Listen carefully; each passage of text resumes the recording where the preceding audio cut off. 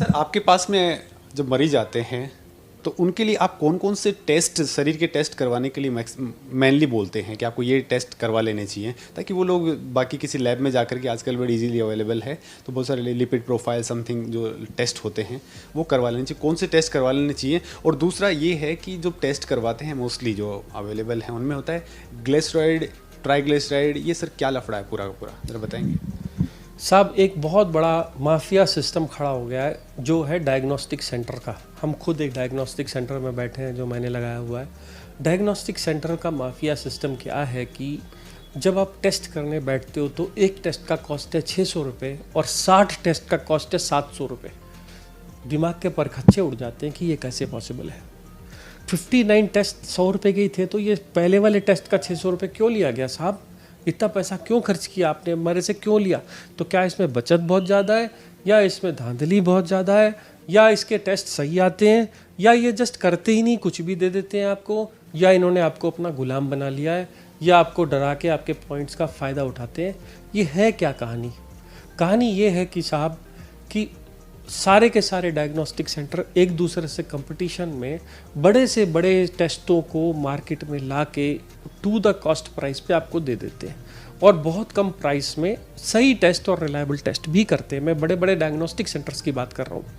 पर इससे प्रॉब्लम क्या है, वो आपकी पूरी बॉडी के अंदर ऐसे ऐसे केमिकल्स का टेस्ट कर मारते हैं जिसका डॉक्टरों को भी अंदाजा नहीं होता इसका करना क्या है। जिंक, मोलिब्डेनम, प्लैटिनम, क्रोमियम, पता नहीं क्या क्या टेस्ट कर देते हैं जिसका ज़्यादा या कम होना और उसका इलाज करना हमको भी पता नहीं।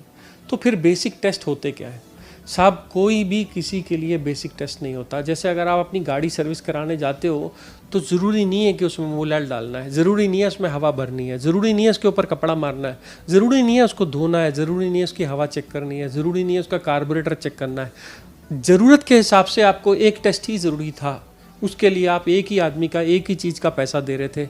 वो डॉक्टर आपको बता रहा था, मैकेनिक आपको बता रहा था आपकी गाड़ी में तकलीफ क्या थी, उसने कहा आपकी पूरी गाड़ी खोल दी और पूरी गाड़ी खोल के सारी साफ करके वापस जोड़ के आपको दे दी।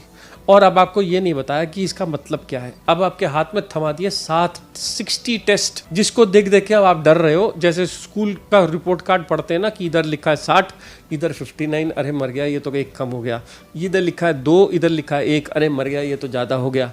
तो अब ये समझ नहीं आया करूं क्या। ये माफिया सिस्टम अब आपको डर के मारे किसी एक हॉस्पिटल, किसी एक डॉक्टर के पास रेफर कर देता है, फिर आप वो डॉक्टर आपको परेशान करता है। तो बेसिक कंसेप्ट मोटा मोटा आप सीख लीजिए कि जब भी आप टेस्ट कराते हैं वो टेस्ट का कोई मतलब होता है, उसका कोई बैकग्राउंड होता है जिससे करना चाहिए। अच्छा, आप कॉमन टेस्ट अगर मुझसे पूछें कि हमने कुछ भी नहीं है साहब, हम एक नॉर्मल एज ग्रुप के लोग हैं, हमको कोई भी रिस्क नहीं है, तो मैं कहूँगा 40 साल तक आप कोई टेस्ट मत कराइए। 40 साल के बाद कुछ टेस्ट हैं जो लोगों की हेल्थ के लिए ज़रूरी हैं, जो उनको 2 से 3-4 साल में करने चाहिए। वो क्या है, क्योंकि हार्ट डिसीज़ और शुगर और कोलेस्ट्रॉल बढ़ जाता है 40 के बाद, तो लिपिड प्रोफाइल अपने कोलेस्ट्रॉल का टेस्ट, अपना यूरिन का टेस्ट, क्योंकि हमारे ब्लड के सारा पैरामीटर्स यूरिन में आता है, बगैर सुई के आराम से यूरिन कलेक्ट कर सकते हैं। एक बेसिक ईसीजी, ये 2-3-4 बेसिक ब्लड काउंट्स, अगर ये एक आप बेसिक टेस्ट कराएं तो आपको बीमारी मिल जाती है। पर अगर आपको कुछ नहीं है तो, अगर आपको कुछ है तो ये तो आपको डॉक्टर ही बता सकता है कि कौन सा टेस्ट ज़रूरी है। इसमें आता है कि ग्लिसराइड, ट्राइग्लिसराइड ये सब बढ़े हुए होते हैं, तो क्या होता है इनको कम करने के लिए, स्पेशली ट्राइग्लिसराइड को लेकर के बहुत ज़्यादा डर फैला हुआ है, तो सर इसको लेकर के क्या है मामला?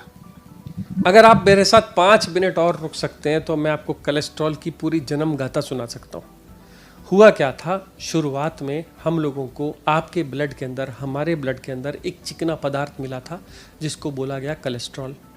सबसे पहले कोलेस्ट्रॉल को स्टैंप लगा दिया गया कि कोलेस्ट्रॉल बहुत ख़राब चीज़ है। आप भी ऐसा ही जानते हैं कि कोलेस्ट्रॉल बुरा होता है। कोलेस्ट्रॉल से हार्ट अटैक, स्ट्रोक्स ये आ जाते हैं, आपका कोलेस्ट्रॉल बढ़ गया है, सडनली आपका कोलेस्ट्रॉल हाई हो गया, ऐसा बोला जाता है। हमने देखा कि कोलेस्ट्रॉल ज़्यादा था तो हार्ट अटैक, स्ट्रोक्स ज़्यादा हो रहे थे, और तब हमने उस कोलेस्ट्रॉल को कम करने की दवा निकालनी शुरू करी।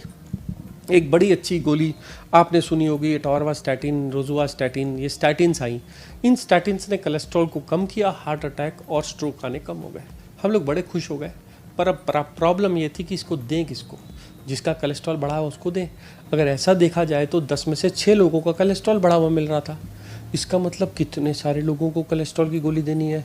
आप हिंदुस्तान के अंदर 60 करोड़ लोगों को कोलेस्ट्रॉल की गोली दोगे तो क्या हाल होगा, और उसका कितना कॉस्ट इम्प्लीमेंटेशन है, कितनी सारी गोलियां बनानी पड़ेंगी, कहाँ बनेंगी ये, इसकी कितनी कॉस्ट होगी, और क्या ये माफिया बन जाएगा। इसलिए बहुत सारी रिसर्चेज हुई, कम से कम 40 साल से कोलेस्ट्रॉल के ऊपर रिसर्च हो रही है और कोलेस्ट्रॉल कम करने के बेनिफिट्स देखे जा रहे हैं। फिर इन्होंने पाया कि कोलेस्ट्रॉल सिर्फ एक नहीं होता, बहुत सारे होते हैं। आपको कॉमन लैंग्वेज में समझाया कि वजन के हिसाब से हाई, लो, मिडिल डेंसिटी, इंटरमीडिएट डेंसिटी के अलग अलग कोलेस्ट्रॉल होते हैं। तो जो हाई डेंसिटी को गुड कोलेस्ट्रॉल बोलते हैं, लो डेंसिटी को बैड कोलेस्ट्रॉल बोलते हैं। अब हम मुद्दे पे आए, सबसे इंपॉर्टेंट कोलेस्ट्रॉल कौन सा है। LDL आपका सबसे इंपॉर्टेंट कोलेस्ट्रॉल है। क्यों इम्पॉर्टेंट है? क्योंकि LDL आपकी हार्ट डिसीज़ और स्ट्रोक डिसीज़ का मार्कर है।